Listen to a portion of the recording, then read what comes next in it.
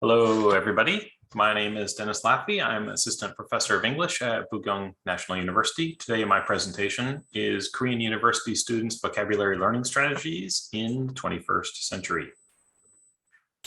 Vocabulary Learning Strategies, or VLS, are actions that learners take to assist them in understanding and integrating new vocabulary, and they're a key part of the process of vocabulary acquisition.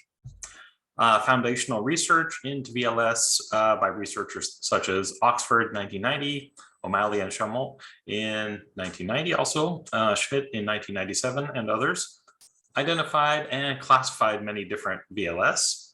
Schmidt's 1997 chapter on VLS, which is in Schmidt and McCarthy's Vocabulary, Description, Acquisition, and Pedagogy, presents a very detailed list divided between VLS for meaning discovery and those for consolidation into the learner's interlanguage. It also provides self-report data on English learners at the middle school, high school, university, and adult learner levels as to which VLS they're using and how helpful learners find VLS to be. Many studies have referenced Schmidt's taxonomy over the years, but only a few have replicated it to see how student behaviors have changed, and most of the replications didn't involve a lot of modification to the list. However, in the past 30 years or so, communicative language teaching has become the default assumption for most ESL classrooms. Courses still use more formalist or linguistic keyed methodologies in combination with communicative language methods. But the stated goal of most ESL or EFL programs is to produce competent communicators. In addition, we've seen the rise of the internet and major advances in computer technology. They're changing people's behaviors. In light of all of this, the assumption that students are still employ the exact same VLS in the same way that they did 20 to 30 years ago may not be the safest assumption. So to investigate this, Schmidt's taxonomy was updated to reflect technology used by students as they report it. I added 6 meaning discovery VLS and 2 consolidation VLS to Schmidt's taxonomy. These were based on discussions I'd had with my students, as well as previous research into VLS by myself and others. This resulted in 20 meaning discovery VLS and 46 consolidation VLS in the revised version of the survey. The survey was administered to a cohort of 135 university students in Korea, mostly English majors. 43 male and 90 female students took the survey. 2 students declined to list a gender. And the students were primarily in 2nd, 3rd, or 4th year of study. Majority of the participants rated themselves as low or high intermediate level proficiency in English, which would roughly correspond to the CEFR B1 and B2 levels. And almost all of the participants were native Korean speakers, but we did have a handful of Chinese speakers, a couple of English speakers, and 1 Portuguese speaker who took the survey. The survey was recreated online with instructions and all items in both English and Korean. You can see samples of my survey here. Certain VLS were given additional explanation or example pictures or diagrams to help learners to recognize the VLS in question if we thought it might not be so familiar. Students taking the survey were asked to say whether they'd ever used a VLS or not, and suggest any other strategies which they might have used that weren't on the list. This is the same as what Schmidt did. Next, they were asked to rate whether they found the same VLS list helpful or not. And finally, to list the 5 most helpful VLS for both meaning discovery and for consolidation. The data from the survey was then analyzed and compared to that from Schmidt in 1997. So 25 years later, student VLS patterns have changed in a few key ways. The first change is that across the board, VLS use is up. Schmidt's numbers represented, of course, Japanese respondents from, as I mentioned, middle school up through adult learners. And the current study I'm reporting on comes only from Korean university level learners. But every VLS that appears on both surveys shows a higher percentage of use than in the previous study. On average, the VLS increased 37.14%. Looking at the reported helpfulness, a few VLS showed a decrease, but not very many. Most were increased as well, and on average, helpfulness increased by 13.96%.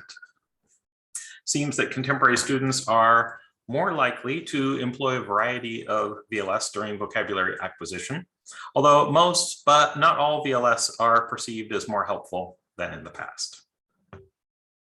Some differences are seen in which VLS students are reporting that they use.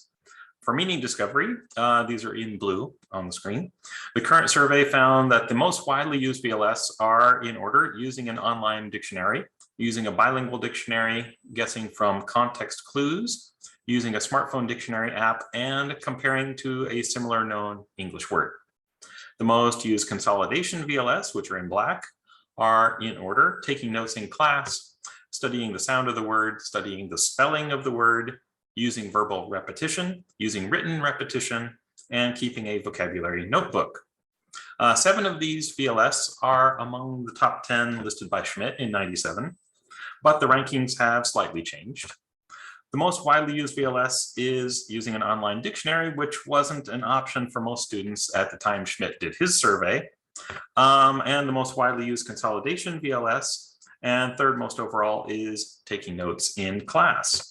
That was 8th in Schmidt's survey. 96.3% of my respondents claimed that they had used it before. Only 64% of Schmidt's respondents reported that they'd used it. The increase in student reporting to have at least tried using a wide array of VLS suggests classroom instruction in strategic approaches to vocabulary acquisition is having a positive effect. As mentioned earlier, helpfulness ratings weren't quite as highly increased as the use percentages were, but the differences in perceptions of which VLS are helpful or not show some interesting differences. Of the top VLS rated as helpful in the current study, 3 were meaning discovery strategies, and again, they're in blue: using an online dictionary, guessing from context clues, and using a bilingual dictionary. And the 10 most helpful consolidation VLS were verbal repetition, imagining the word's meaning, using written repetition, keeping a vocabulary notebook, taking notes in class, interacting with a native speaker, connecting the word to a personal experience, using the new word in sentences, studying the sound of the word, and saying the new word aloud while studying. Among these, only 5 were in the top 10 listed by Schmidt in '97. Bilingual dictionaries was seen as most helpful in '97, but that was only 6th place in the current study, and actually had a slight reduction in the percentage of students who reported it to be helpful. Most surprisingly, imagining the word's meaning was 5th lowest in Schmidt's survey, but it was tied for 3rd most helpful in the current survey. That's an increase of 56.1%. One area which the results on both surveys converge is that skipping or passing a new word was seen as the least helpful strategy, although the rating increased by 12.9% on the current survey. And the generally higher ratings for helpfulness also suggest that increased knowledge of VLS from dedicated instruction has led to students benefiting from a more strategic vocabulary acquisition. Both Schmidt in '97 and the current study asked respondents to rank their top 5 most helpful VLS. This gives us a better idea of which VLS students use successfully than either of the previous 2 questions, which just kind of say, is it helpful or not? Did you ever use it or not? Two measures were used to score these rankings. The first was a flat measure where you get 1 point for the VLS anytime it appeared on any participant's top 5 list, regardless of rank. The second was the weighted ranking, which, as you can see, gives 5 points for a first place rating, 4 points for a second place rating, etc. In most instances on both Schmidt's survey and mine, the flat and weighted rankings didn't really vary by a whole lot. We can see here Schmidt in 97 found meaning discovery, for meaning discovery, bilingual dictionaries ranked highest, followed by monolingual dictionaries, and then asking a teacher for a synonym or a paraphrase. Guessing from context was next on the flat measure, followed by analyzing pictures or gestures, but in the weighted rankings, these two were reversed. And sixth was asking a teacher to give an example sentence. Schmidt didn't list any of the lower ranking VLS, so I can't really compare any of those beyond this. But in my current study, guessing from context clues took the top spot, followed by using a bilingual dictionary. Using a monolingual dictionary came third, and using an online dictionary fourth in the flat ratings, but reversed in the weighted ranking. Similarly, next on the flat ranking came analyzing the root word and any affixes, followed by using a smartphone dictionary app, reversed again on the weighted ratings. Contemporary students are highly inclined to rely on context clues and also avail themselves of technologies that were mostly unavailable 25 years ago to assist them in their meaning discovery, that seem less likely to rely on the teacher as a resource. Turning to consolidation strategies. We find the top 3 VLS are the same, but the rankings are different. Schmidt's 1997 participants found written repetition the most helpful, followed by verbal repetition, and continuing to study the word over time. On the flat ranking, with these two reversed on the weighted rankings again. On the weighted ranking, written repetition was almost twice that of studying the word over time, and more than twice that of verbal repetition. As you can see here, written repetition, 1362, whereas continuing to study over time, 732. That's out of a possible 3,000 points. Okay. In the current study, though, the same 3 VLS occupy the top spots in the flat ranking. Verbal repetition is now the most helpful, continuing to study over time a second, and written repetition is third. But on the weighted rankings, written repetition came in fourth, with interacting with a native speaker rated third. The weighted rankings for the top 3 are much more similar. You can see here out of 625 possible points, we have 179, 149, 135. The current study found interaction with native speakers using word tests and using English language media highly ranked. These 3 VLS were all suggested by Schmidt's participants, so he has no ranking data to report on them, making comparisons a bit difficult, but looking at only the highest ranked VLS, we can see the same methods remain popular, but their use is a bit more balanced than in the past.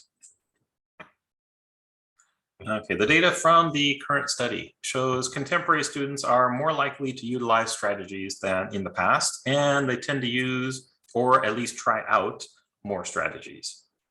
Every strategy that could be compared between the 2 surveys showed an increase in students reporting that they had used the strategy, or at least tried it. For meaning discovery, the trend in VLS is towards technological resources and away from reliance on a teacher or other authority.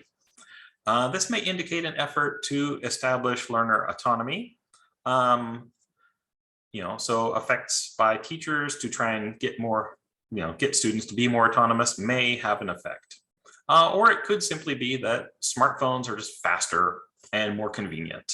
So that's an area where we may want to do future studies to see which one's more likely. The most widely used VLS for consolidation are self-study methods and more traditional repetition type activities. The most widely used strategies were not always viewed as the most helpful, however, And some strategies that only had middle level of reported use were viewed as very helpful. For example, interaction with native speakers or using English language media. Some of this may be due to contextual factors of an EFL environment in Korea. Living in an English-speaking environment, such as foreign English learners in the United States, may allow for more opportunities to interact with the language than students in Korea would receive. Cultural factors like the emphasis on memorization and test cramming may also be an influence on learners' choice of consolidation VLS. There are several implications that we can draw for English language learners. First, we should encourage students to use their technological resources for meaning discovery.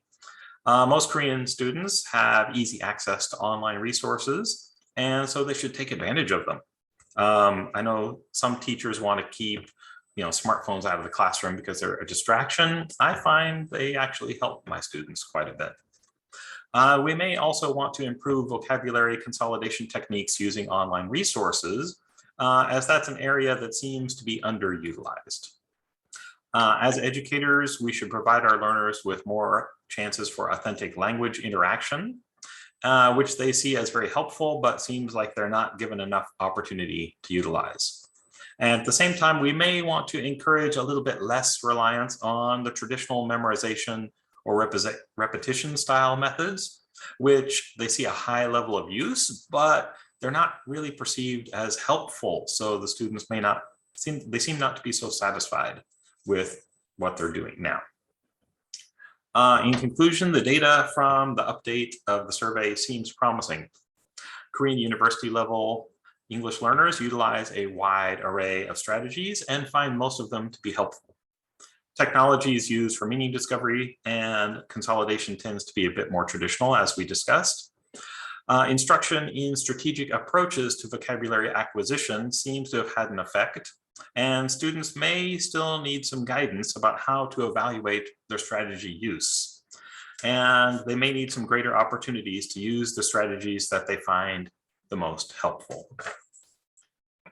Thank you, everybody, for listening to my presentation. Here's a list of different resources which I used in putting together this presentation. And thank you very much.